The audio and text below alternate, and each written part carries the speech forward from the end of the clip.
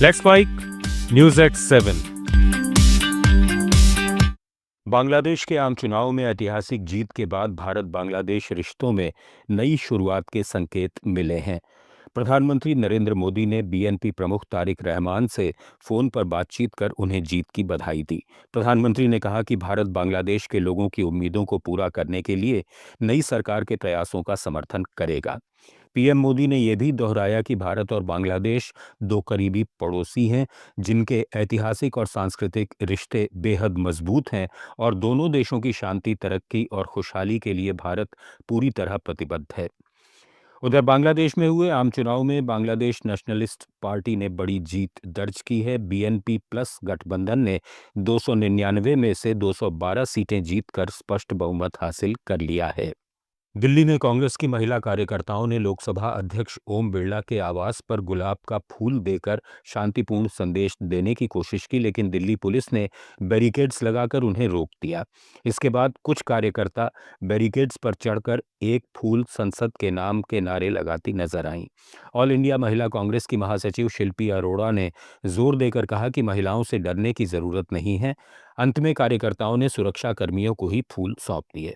ये घटना संसद में हाल के विवाद के बाद हुई, जहां कांग्रेस की महिला सांसदों ने स्पीकर को पत्र लिखकर उनके आरोपों को झूठा और निराधार बताया था।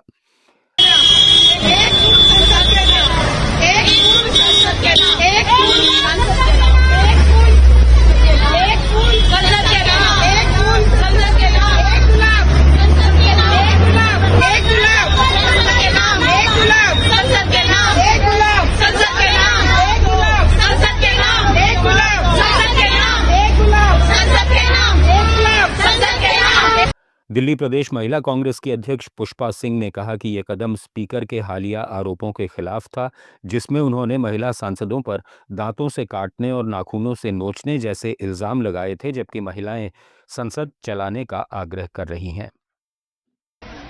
कुछ नहीं है, हम तो शांतिपूर्ण तरीके से ओम बिरला जी को महिला कांग्रेस की तरफ से, दिल्ली प्रदेश महिला कांग्रेस की तरफ से एक गुलाब का फूल दे रहे हैं और उनको कह रहे हैं कि महिलाओं से मत डरिए, महिलाएं आपको नहीं काटने वाली। आप जो इल्जाम लगा रहे हैं महिला सांसदों पर कि वो उससे आपको जान का खतरा है, आइए डरिए मत। पूरा देश अपनी सुरक्षा के लिए, अपनी आर्थिक व्यवस्था के लिए प्रधानमंत्री और स्पीकर की तरफ देखता है। तो आप पार्लियामेंट से भागकर विदेशों में भाग रहे हैं और हमारी कुछ चुनिंदा महिला सांसदों से डरकर आप नहीं आ रहे हैं, तो हम कोई खतरा नहीं है। महिलाएं सिर्फ प्यार, ममता और एक का प्रतीक हैं, संदेश देती हैं। तो हम सब महिला कांग्रेस की तरफ से कोई प्रदर्शन नहीं है, कोई कुछ नहीं। ओम बिरला। कांग्रेस नेता जयराम रमेश ने भारत के पहले प्रधानमंत्री जवाहरलाल नेहरू की कार्यशैली और सोच की सराहना की है।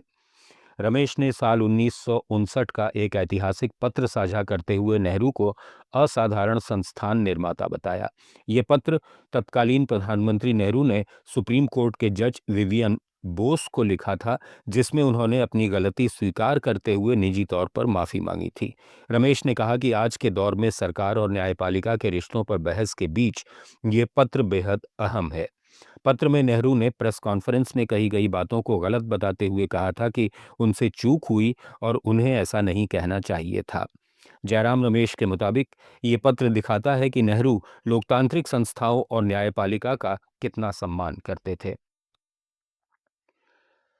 रक्षा सचिव राजेश कुमार सिंह ने पूर्व सेना प्रमुख जनरल एमएम नरवणे की अप्रकाशित आत्मकथा 4 स्टार्स ऑफ डेस्टिनी के कथित रिसाव पर उठे विवाद के बीच स्पष्ट किया है कि सेवानिवृत्त सैन्य अधिकारियों के लिए किताब लिखने पर नए दिशा निर्देश लाने का कोई प्रस्ताव नहीं है। दिल्ली में एक मीडिया हाउस से बातचीत में उन्होंने कहा कि मौजूदा कानून, खासकर आधिकारिक गोपनीयता अधिनियम, पर्याप्त हैं। जांच का मुख्य मुद्दा ये है कि क्या ये पुस्तक के अनधिकृत प्रसार में इन नियमों का उल्लंघन हुआ है।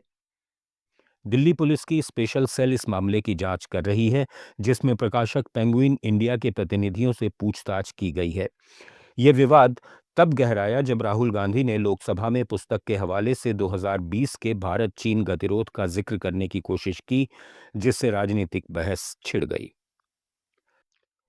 न्यूज एट 7 में फिलहाल इतना ही। बने रहिए लेट्स माइक के साथ। आप सुन रहे थे लेट्स माइक।